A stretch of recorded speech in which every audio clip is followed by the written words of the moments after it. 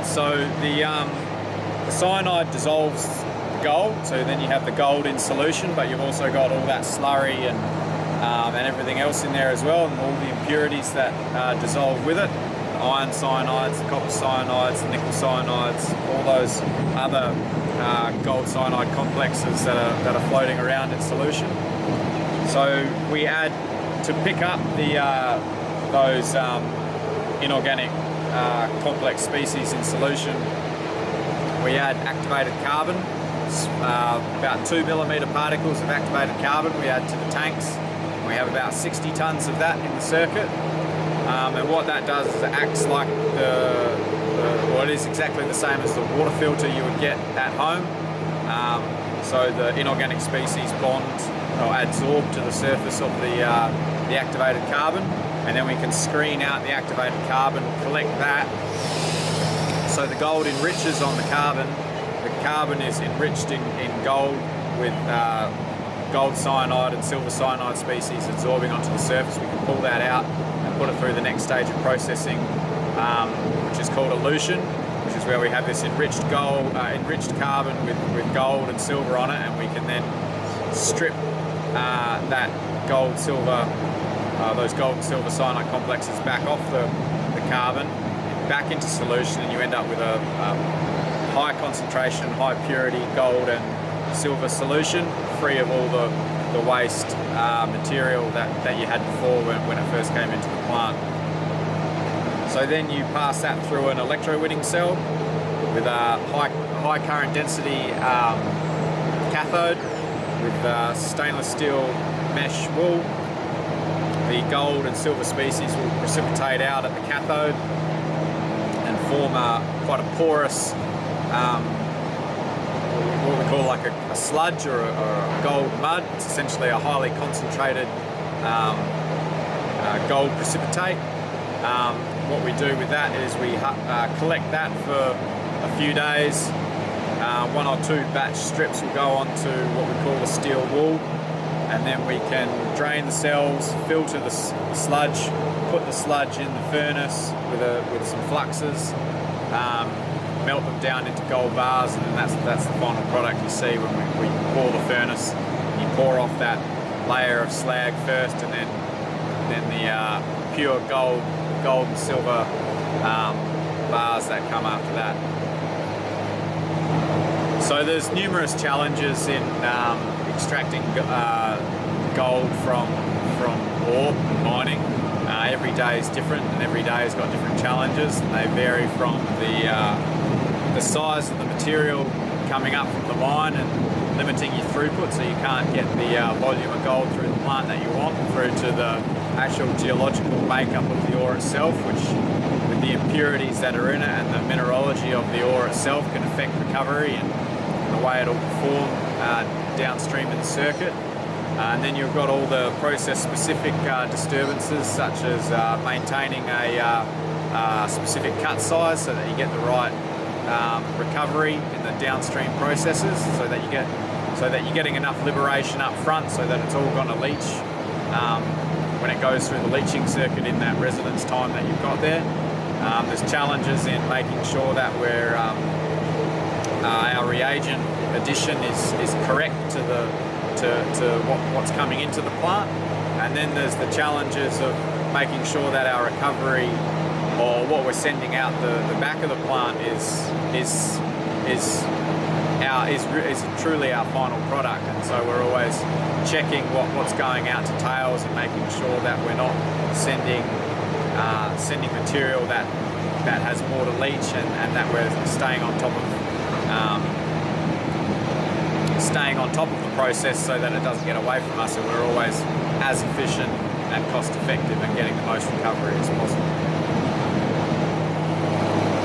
There's numerous different ways to collect gold that have been developed, but the problem is that every mine is different and every ore body is different, and so you need to choose the method that is going to be most effective for the type of ore body and the mineralogy of what you're dealing with.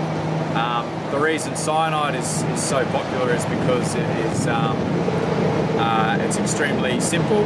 it's extremely effective, both cost effective and recovery wise. It's a mature technology with proven results, and it's also extremely well understood and from both a technical and an environmental perspective, and so that can be easily managed and monitored. For the mine at Waihi, cyanide is the most effective option for getting our recovery, mainly due to the geological and mineralogical makeup of the ore body itself, rather than the other options of technology that are out there. The biggest environmental risk with cyanide is obviously an uncontrolled release to the environment, either gradual or sudden. So there's a whole raft of control measures we have in place, from making sure that all areas are bunded and catched, and so there can be no uncontrolled release to the environment, all the way through to engineering design. Like when we build our tails dams, they're designed literally from the ground up. They're completely lined underneath to prevent seepage down into the groundwater. There's drainage under drainage across the whole thing, which come out into seepage drains and seepage pumps, which come back to our water treatment plant, which we treat and capture to prevent any seepage or runoff to the environment, right through to logistics and supply chain. So cyanide coming into the country, arriving in the port, being picked up by the transporter and brought to site. We have checks and balances along that whole process to make sure that everything is managed correctly and the risk is mitigated the whole way. So to prevent, cyanide is obviously a highly toxic chemical that, if airborne and inhaled by humans, is fatal to human and any other animal. So to prevent it being volatilized into the atmosphere, it's critical that we control the pH through the entire process, or anywhere that cyanide is present.